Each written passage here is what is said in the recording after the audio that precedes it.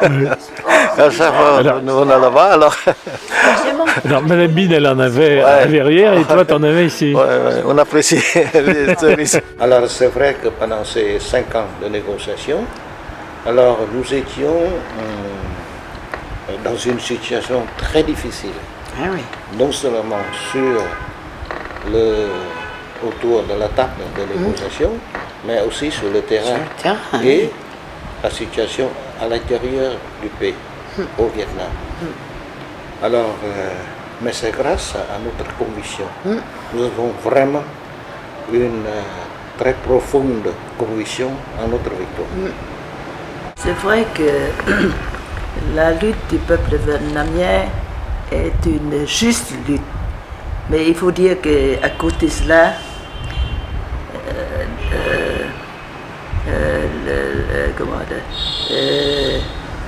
les peuples du monde sont touchés par notre esprit héroïque et notre détermination à la lutte. Et bien que la lutte était longue, mais nous avons remporté des victoires petit à petit. C'est ça, cela encourage les gens. Parce que si on n'a pas cet esprit de lutte, je crois qu'on a pitié de nous, mais peut-être qu'on ne nous a pas soutenus aussi fermement. Ce que nous appelions le front diplomatique avait son importance, et à la fin, c'est l'accord de Paris qui a couronné cette longue lutte. Mais le front diplomatique ne pouvait se déployer que sur la base des victoires militaires et de la lutte politique. Donc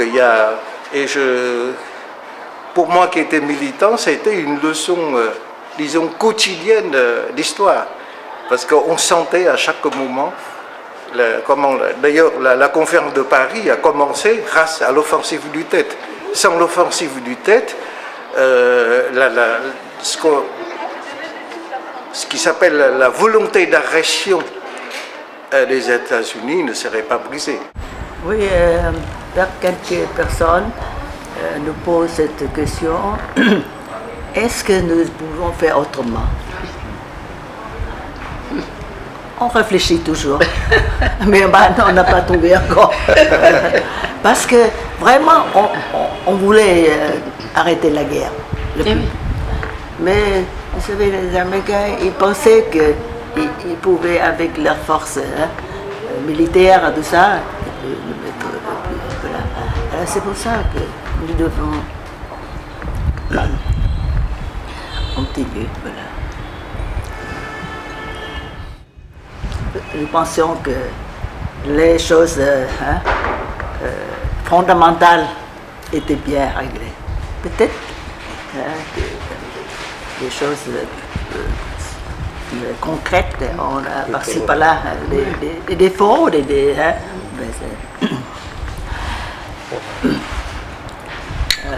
mais pour vaincre un ennemi si fort, nous avons payé cher. Mais on ne peut pas faire autrement. On a payé cher, vous savez. 3 millions de combattants et des habitants ont été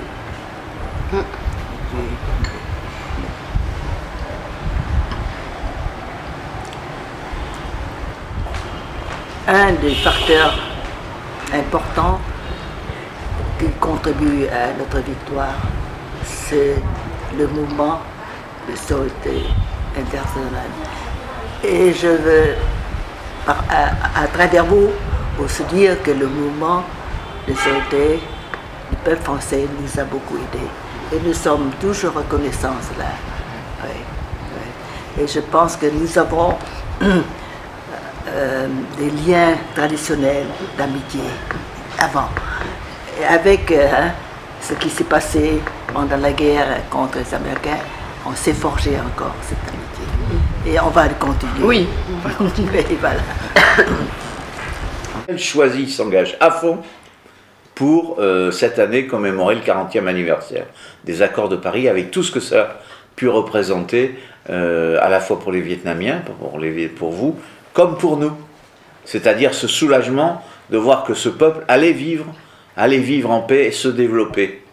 Puis ce qui nous plaît, c'est de travailler au développement, à participer au développement du Vietnam, au rapport Vietnam-France et France-Vietnam dans les 2 années qui viennent. Ça, c'est vraiment ce qui aujourd'hui nous passionne vraiment, de voir ce pays, ce grand pays, ce qui fait 90 millions d'habitants, ce grand pays se développer, être présent dans notre pays comme sur la scène internationale. Et la dernière des choses qui nous a plu et qui est une résultante des accords de Paris pour Choisy, c'est quand Monsieur l'ambassadeur nous a proposé de réunir toutes les associations qui soutiennent le Vietnam ici dans cette mairie. Ça a été un très grand honneur pour nous et vraiment nous en sommes encore bouleversés et nous souhaitons continuer à travailler comme ça. Il faut dire que l'idée d'organisation a choisi le roi cette journée des associations d'amitié et de solidarité avec le Vietnam nous est venu très naturellement, car le nom de Choisy-le-Roi reste toujours dans notre esprit pour les relations d'amitié et de solidarité entre nos 2 peuples, vietnamiens et français. En effet, Choisy-le-Roi et le Vietnam sont liés depuis des décennies par des liens étroits et fraternels. Nous sommes à une unité de près 50 associations. Je crois qu'il y a aussi 3 représentants de conseils généraux de la République, quelques villes, elles aussi représentées. Au total, nous sommes 180 participants.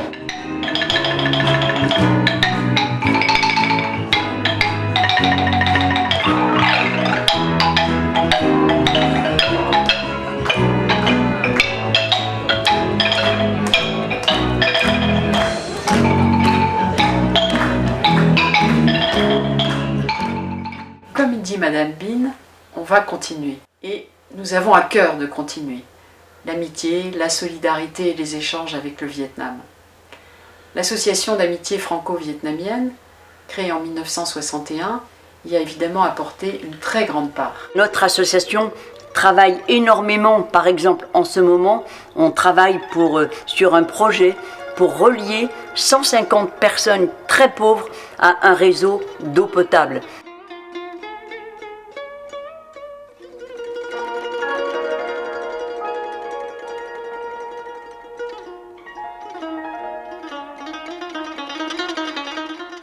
Et nous aidons des victimes de l'agent orange à élever des animaux pour leurs revenus, ce qui fait que quand ils ont eux-mêmes fait grandir les animaux, ils les passent à un paysan voisin, à quelqu'un qui à son tour élève ces animaux, et ils finissent comme ça par pouvoir se construire une maison. Alors nous on appelle ça une maison. C'est une maison de 800 €, évidemment c'est une toute petite maisonnette, hein, mais pour eux c'est une maison et c'est quand même quelque chose de formidable. Si nous sommes efficaces, c'est parce que nous travaillons avec la Croix-Rouge vietnamienne, qui est sur le terrain, qui connaît les besoins et qui suit tous les projets. C'est ce qui a valu à notre vice-président, Alain Dussarps, le prix du bénévolat. Et notre comité local de Choisy-le-Roi Val-de-Marne, à sa manière, avec ses propres moyens, s'inscrit dans cette histoire. Par exemple, en septembre 2011, nous avons accueilli Nguyen Thi Thuy, qui a porté le projet du mur de mosaïque de Hanoï. Elle nous a donné une conférence avec Dominique Demisco, et cette conférence, donnée à la médiathèque de Choisy, a suscité des projets.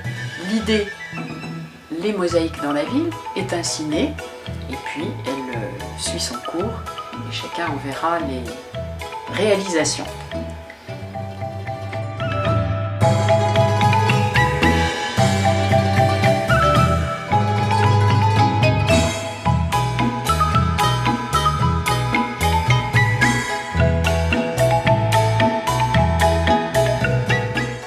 Autre exemple, en juin 2011, nous avons accueilli avec d'autres 3 générations de francophones de Hanoï. Bin, professeur de français, professeur de didactique du français à l'Université nationale de Hanoï, qui d'ailleurs nous a donné une conférence sur l'éducation et la formation. On a déjà discuté des projets d'avenir pour promouvoir la diffusion de la langue et de la culture française au Vietnam et en particulier dans notre département. C'est le foyer le plus important de notre pays et de l'Asie du Sud-Est. Phuong, infatigable animatrice de l'enseignement du français à l'école Nam Pang Kong, école de l'arrondissement de Dong Da avec lequel la ville de Choisy-le-Roi est jumelée, et puis ces 11 enfants que nous avons eu tant de plaisir à accueillir à Roissy avec leur t-shirt disant « Choisy, je vous aime ».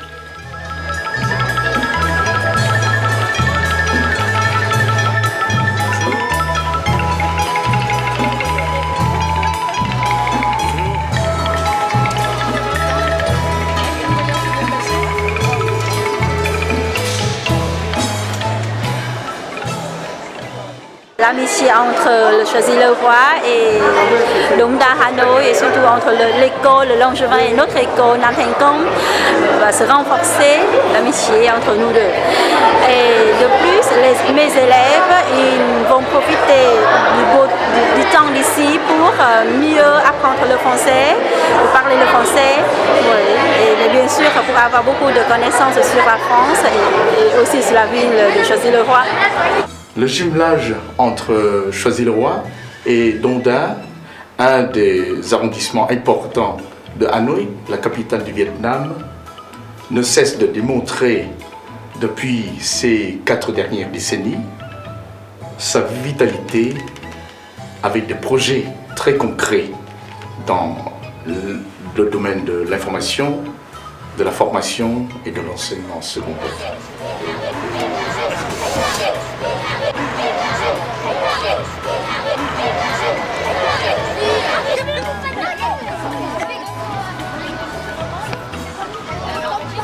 Voilà Ni, qui accueille Ni. C'est toi? Non, moi c'est un garçon. C'est un garçon. Oh, alors là, je me souviens. C'est la moitié du temps. Et toi, comment tu t'appelles? Qui est-ce qui a la liste des correspondants? C'est Émilie qui l'a. Voici ta correspondante. Bonjour, ça va? Le comité de jumelage et la ville ont contribué à la grande qualité de cet accueil dont nos amis vietnamiens n'ont pas oublié un seul instant. Et bien sûr, en retour, ils ont eu à cœur d'accueillir 11 enfants de Choisy-le-Roi en juillet 2012. Bonjour mes chers amis. Je m'appelle Frank. Vous savez, l'été dernier, je suis allée en France, à Choisy-le-Roi avec mes 10 amis. J'ai passé de très bons moments chez vous et j'ai beaucoup de souvenirs inoubliables pendant mon séjour là-bas. Aujourd'hui, je suis très heureuse de vous voir et de vous revoir ici, chez nous. Mes amis et moi, nous avons un petit spectacle pour vous dire la bienvenue et pour vous souhaiter un bon séjour au Vietnam.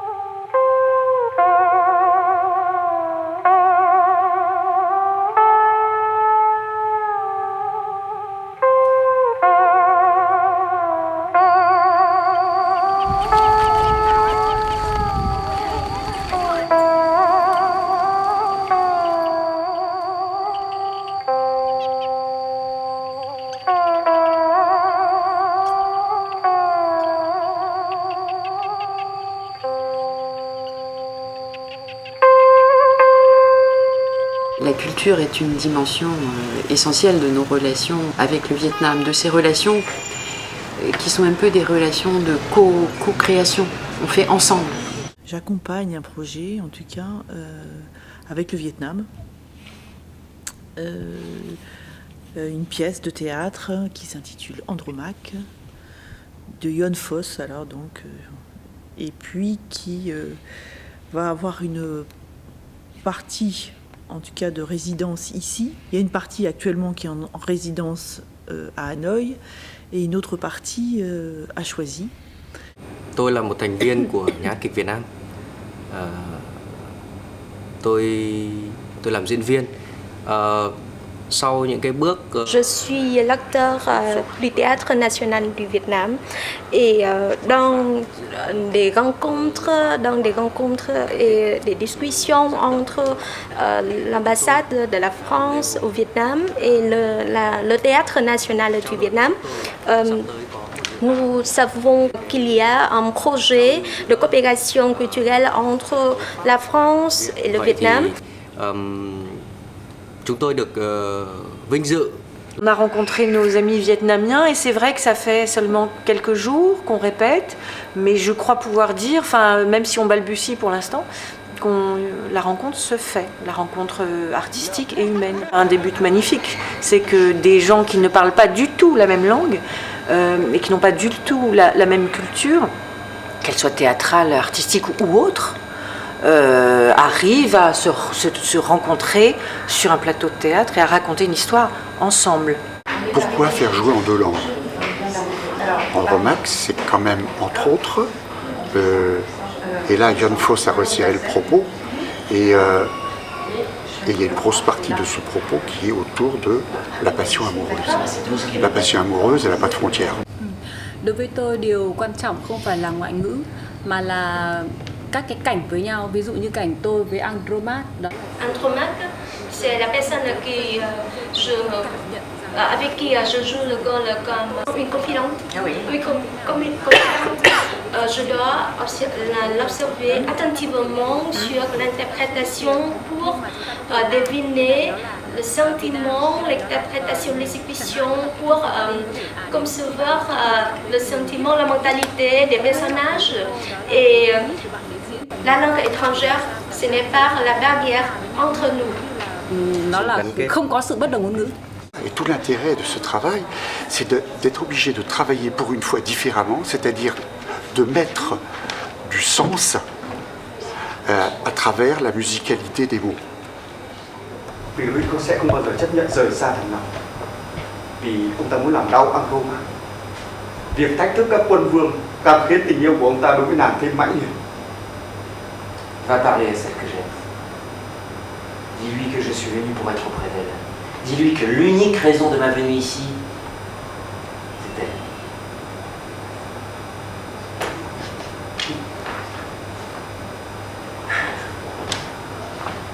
Je m'applique donc à essayer de mettre du sens, de la pensée à l'intérieur de la musique de leur propre langue.